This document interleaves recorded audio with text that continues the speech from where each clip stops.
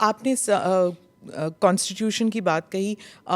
हाल ही में एक्चुअली कल ही हुआ था कि एक कॉमेडियन जो हैं महाराष्ट्र में, उन्होंने संविधान को दिखाया और कहा इस संविधान से मुझे अभिव्यक्ति की आज़ादी मिलती है, मैं कुछ भी कह सकता हूँ। अभिव्यक्ति की आज़ादी कानून के दायरे में, संवैधानिक मूल्यों के दायरे में होना चाहिए और उसी दायरे में अभिव्यक्ति की स्वतंत्रता है।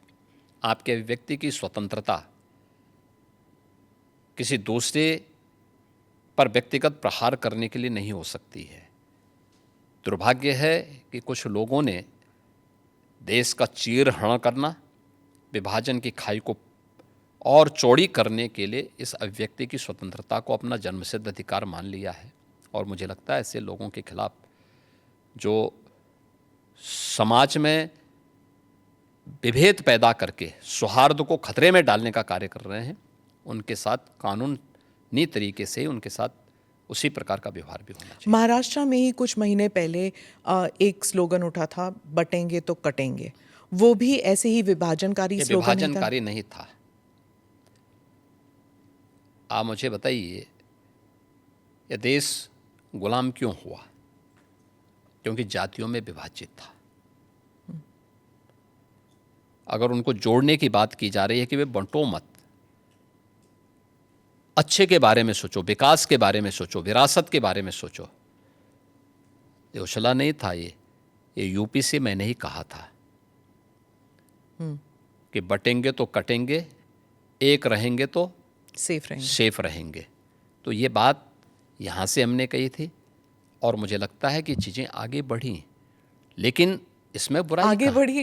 इलेक्शन जीत गए आप? नहीं, इलेक्शन हम उससे कारण नहीं जीते। इलेक्शन के बहुत सारे कारण होते हैं। एक नारा इलेक्शन जीतने का कटने की बात जब होती है तो कैसे जुड़ने की बात? क्या बात करते हैं, क्यों नहीं जुड़ेंगे? जब कटने काटने की बात आप मुझे बताइए, इतिहास में करोड़ों हिंदू काटे नहीं गए क्या? तो फिर लाखों हिंदू कश्मीर में काटे नहीं गए क्या? काटे नहीं गए थे।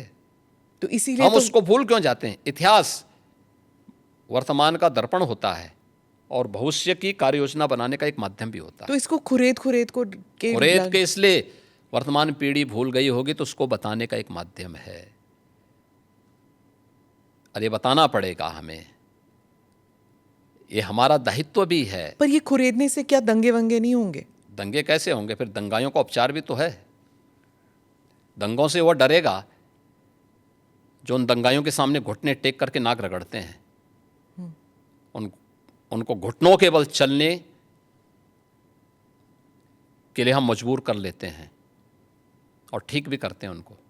ये जो आपका जो दबंग स्टाइल है, नहीं, दबंग स्टाइल नहीं, ये हमारी शराफत का स्टाइल है। हाँ, आप ये कहते हैं, लेकिन अखिलेश जी और जो उत्तर प्रदेश के बाकी नेता हैं वो यही कहते हैं कि आप जो कह रहे हैं कि प्रशासन और लॉ एंड ऑर्डर जो कंट्रोल में है, ये सिर्फ लीपापोती की जाती है। वो उनके सोशल मीडिया हैंडल पे रोज़ तो मुझे कहता हो लिस्ट आता है। मैं क्या कर रहा हूँ? आप मुझे बताइए, 66 करोड़ लोग प्रयागराज में आए। आपकी एएनआई की तो पूरी टीम वहाँ कवरेज कर रही थी, कई कैमरे आपके लगे हुए थे। आपने किसी श्रद्धालु को ये कहते हुए सुना कि साहब मेरे साथ लूट हुई है? नहीं।